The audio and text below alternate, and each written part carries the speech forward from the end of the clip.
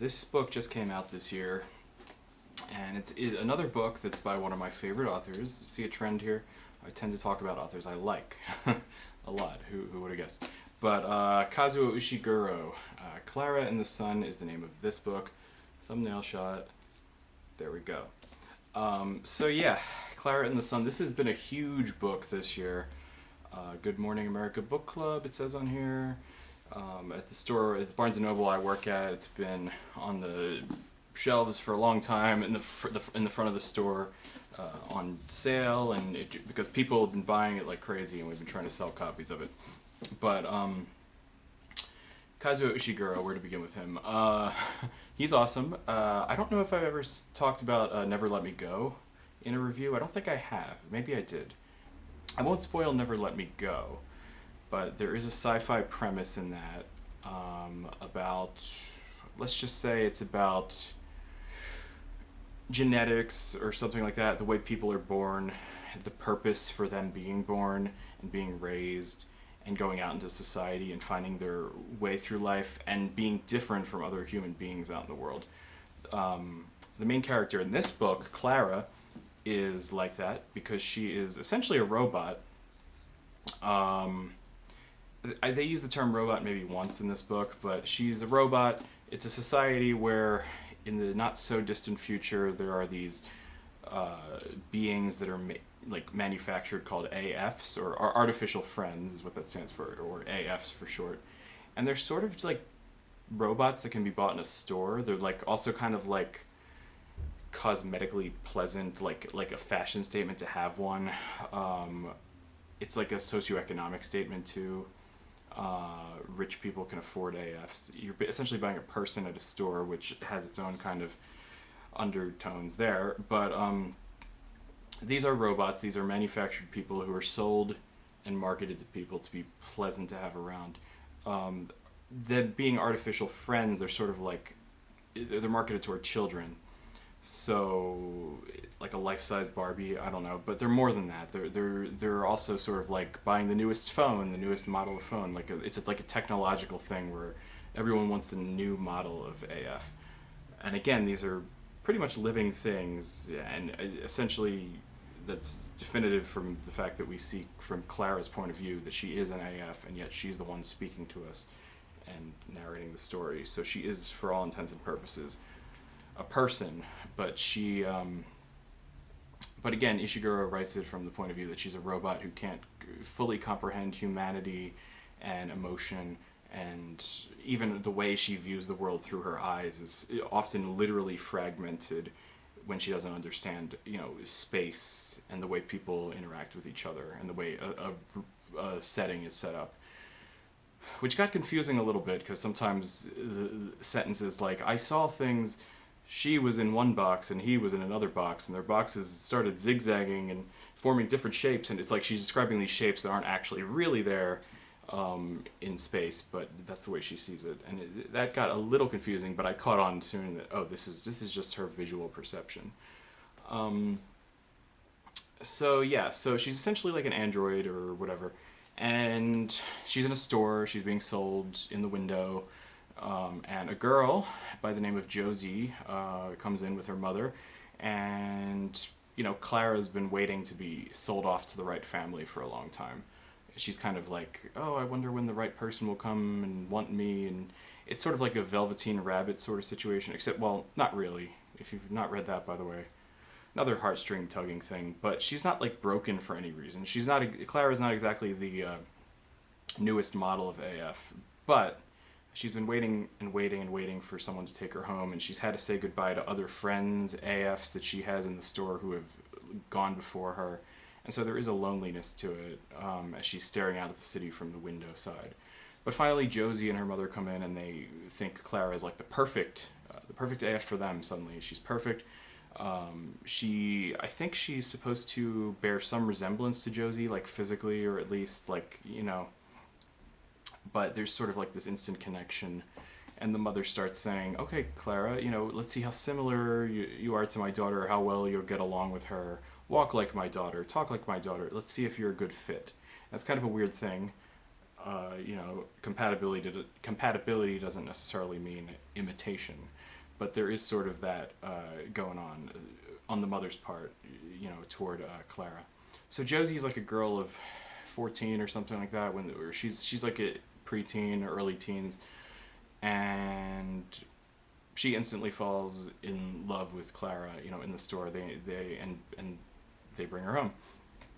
And the remainder of most of the book, the majority of the book, is how Klara interacts with the family at home. They're For this society, they live in a modern house. They're upper class family. They can afford an AF, so there you go. But it's really just Josie, who is in poor health. She can't really go out, and she's homeschooled. She's using a computer to be tutored, which is what most kids in this society do, apparently, in this book. But she really it's a rare occasion where she is even well enough to leave the house. But it's just her mother, and the housekeeper, who is kind of beside herself, and doesn't really like Klara and things like that. The mother's kind of a workaholic mom who's present, but she's also kind of neurotic and kind of all over the place. And it's really just them. So we don't really know why Josie is sick for most of the time. She just has an illness that is kind of alluded to. This is a very polluted world, and it's being modern society, and plus there's this thing hinted at often that certain children, especially those with more privilege, are lifted, or they're given some sort of genetic enhancement. It's sort of alluded to.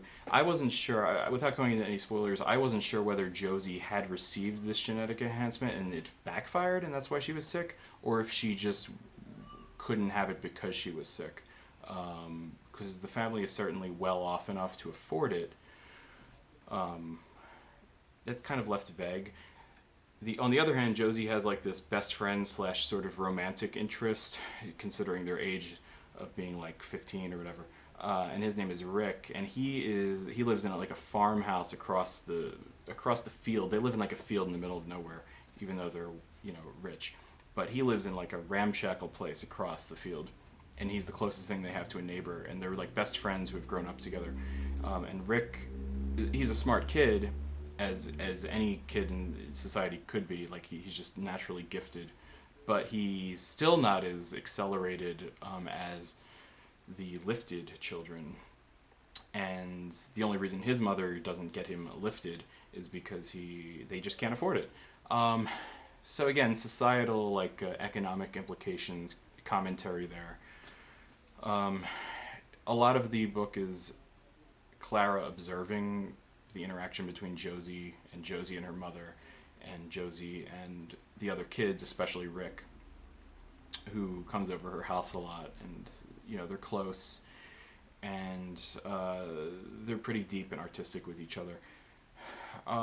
So yeah, that's kind of the premise of the book. Josie is also the subject of this project that they keep taking her downtown for, where she's getting her portrait done, which is, I won't give away what that really is, but it's interesting.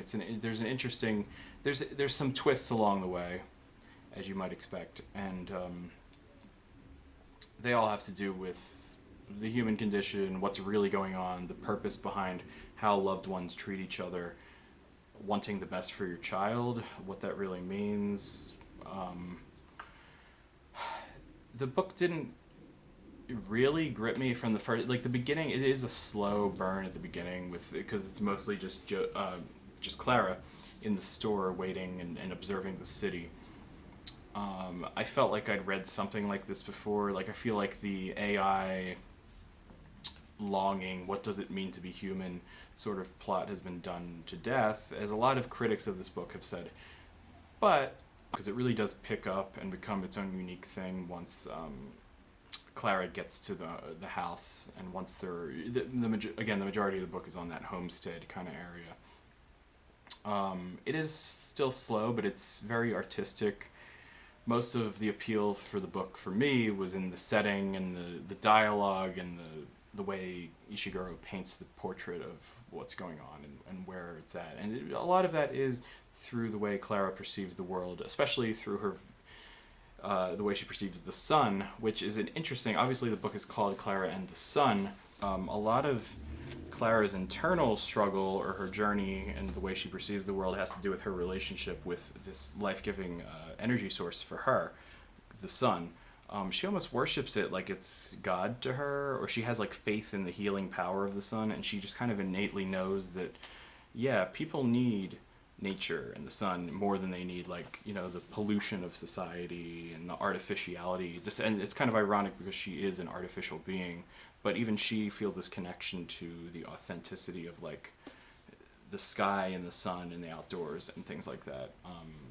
She starts to wander outdoors on her own more often. She's not really allowed to go outside without Josie or with an attendant with her, but she begins to wander outside more and more and find herself at home and finding faith and actually sort of like praying to the sun, and she's praying for a miracle to heal Josie.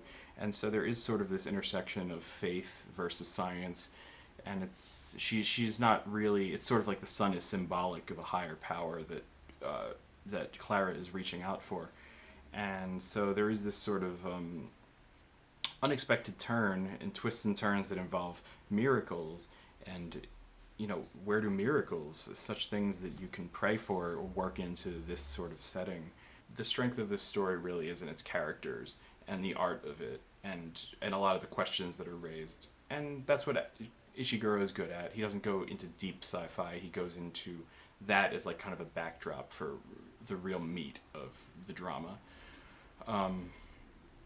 So I really did enjoy this book. I ended up enjoying this book, and it really did make me feel things. I should review more of his books. He did, of course, win the Nobel Prize in Literature, as it says on the cover here, and this was actually the first book that he released since winning that prize. So congratulations to him. He certainly deserves it, and I'm looking forward to seeing what else he publishes next.